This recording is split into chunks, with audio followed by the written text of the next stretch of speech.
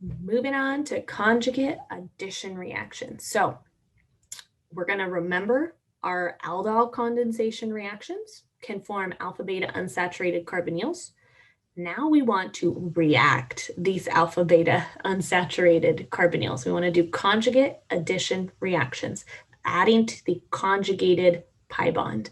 So thinking about resonance here, there are three resonance contributors. One is where the polar carbon-oxygen double bond will drop a lone pair on the oxygen and a carbocation on that carbon of the carbonyl. We've seen this one a lot. But then with a conjugated alpha beta unsaturated pi bond, we can see further resonance where we put a carbocation on beta. Okay, so resonance hybrid. Let's just talk about that real fast. Delta minus on the oxygen, double bond character all throughout, and then delta plus on the carbon of the carbonyl and on beta. So where we saw an electrophilic position before was the carbon of the carbonyl with a alpha beta unsaturated carbonyl. We also see another electrophile at beta. There it is, two electrophilic positions. Either one can be attacked depending on what nucleophile we use. Grignards are back. Grignard reactions are going to be attacking the carbon of the carbonyl position. This is called 1,2 addition. If we were to count 1, 2, 3, 4 across our alpha beta unsaturated aldehyde here, Grignards will always attack at the carbon of the carbonyl to make alcohols. Gilman reagents, also called cuprates, are more mild nucleophiles. They do not attack the carbon of a carbonyl for an aldehyde or ketone. They will be undergoing what we call 1,4 addition or conjugate addition. 1, 2, 3, 4. They are actually going to be attacking the number 4 position. That will cause a lone pair to kick up on carbon number 3, and that's why we have the acid workup to protonate the resulting enolate.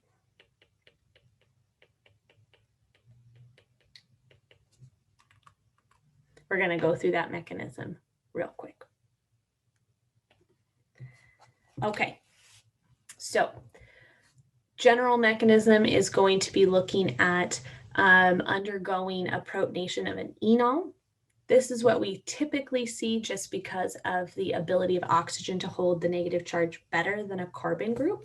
So when we have a Gilman reagent or a cuprate, that nucleophile that attacks the beta position, what we hypothesize is that enolate that forms will be the more stable resonance form where the oxygen has a negative charge. The acid workup then will protonate that oxygen to an enol. But then we also do know that enols tautomerize, and that will just result with our aldehyde reforming and the proton forming back onto the alpha position. Stronger nucleophiles tend toward 1,2 addition. Less reactive nucleophiles tend to do conjugate or 1,4 addition. Typical enolates often give mixtures of 1,2 and 1,4 additions. So stabilized enolates are what usually give 1,4 addition exclusively. Stabilized enolates come from our dicarbonyl enolates. Those enolates that have 2 carbonyls at the alpha or at the beta position, right? If this is our home plate for our first carbonyl that we're talking about, here's alpha, it has some hydrogens, beta is another carbonyl. Those are the stabilized enolates that actually will help us exclusively do 1,4 addition to another alpha beta unsaturated carbonyl. This is called the Michael addition. A Michael donor is the nucleophile that does conjugate addition, so it will be the stabilized enolate.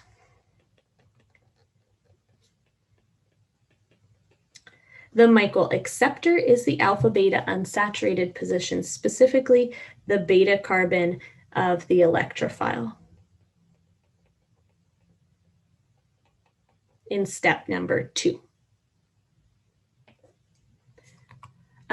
Following Michael donors give exclusively 1,4 addition, so it doesn't just have to be a beta ketoester or a diester. It can be any other resonance stabilized list here in the Michael donors, right? So typical ones are the dicarbonyls, right?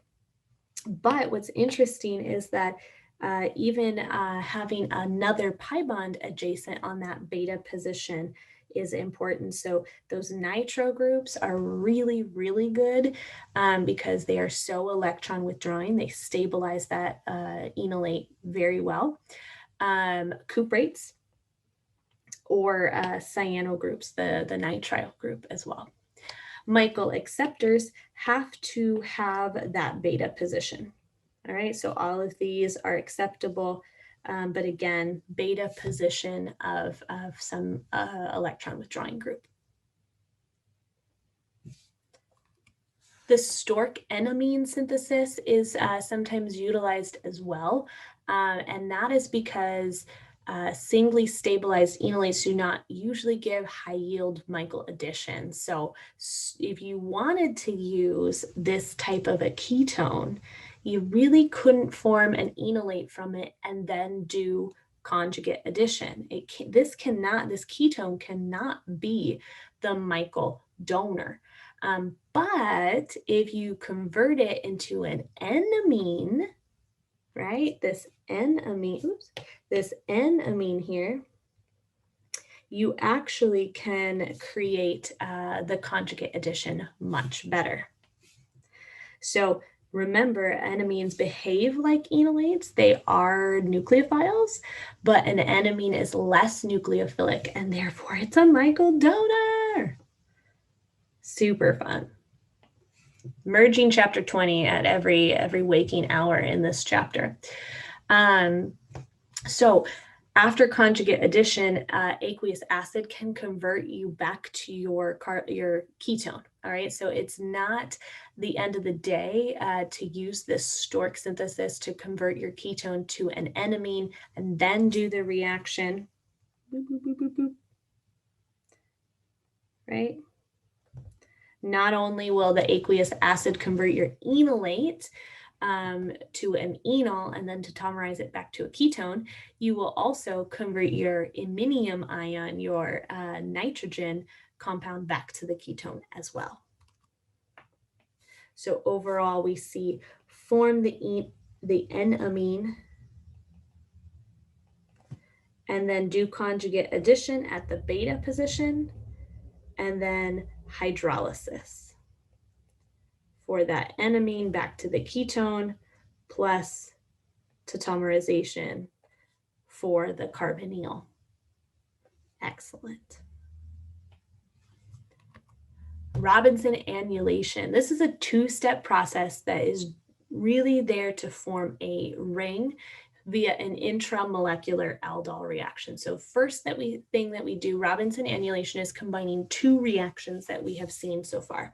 We are combining the Michael addition reaction and then doing an intramolecular aldol condensation reaction. So we are going to walk through this one right now to make sure that we see both steps playing out. Okay. NaOH is going to be able to take the alpha of the stabilized enolate for the stabilized enolate position, right, to create that Michael donor.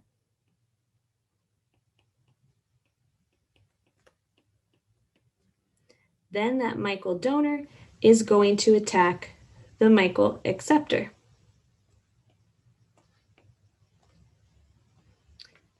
I'm going to call that beta already. Alpha and beta joining forces. Alpha of one, beta of the other. Be very, very careful when you're adding these things up that we are looking at not dropping carbons.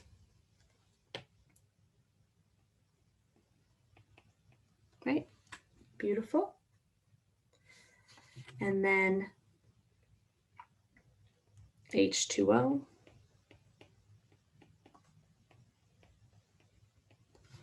Can go and form the enol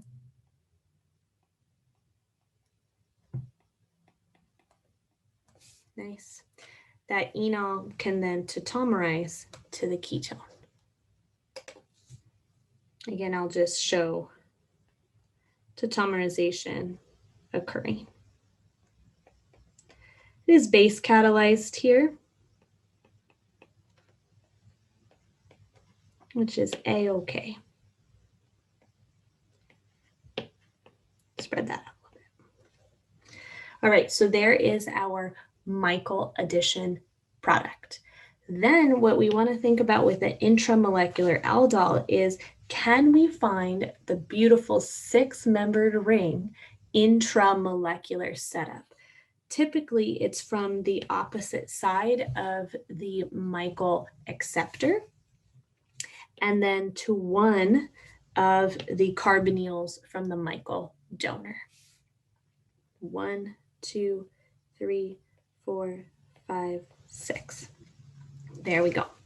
So hydroxide again is going to be used to form our enolate.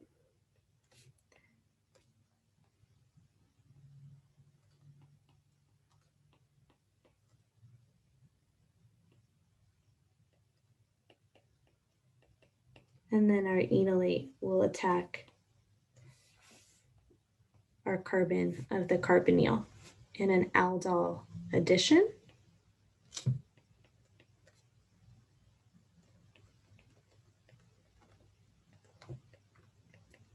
Be careful with your structure here. Make sure we're counting up our carbons. 1, 2, 3, 4, 5, 6. 1, 2, 3, 4, 5, 6. Carbon number 6. Just going to clean that up. Is what was attacked by the enolate, carbon number 1. Finish up the aldol addition with protonating that alcohol.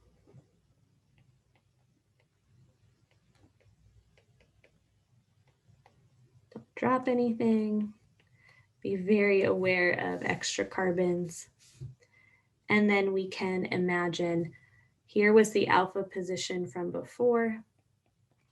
This is where hydroxide can come, pull off another proton from there to form the enolate that then will complete the elimination reaction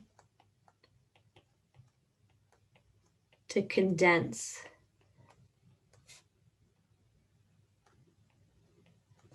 our final structure. Again, aldol condensations intramolecularly. Please make sure that they are 5 or 6-membered rings. Robinson annulation is not a new reaction. It's just a combination of Michael and aldol. But it's a long one. Let's review our synthetic strategies. Most of the reactions in this chapter are carbon bond forming reactions. So again, looking at some of the main reactions that we have are to add in carbon chains are aldol condensation reactions, Claisen condensation reactions, Michael reactions, or the Stork-enamine version of the Michael reaction. The positions of the functional groups in the target compound will dictate what reactions need to be used to synthesize it.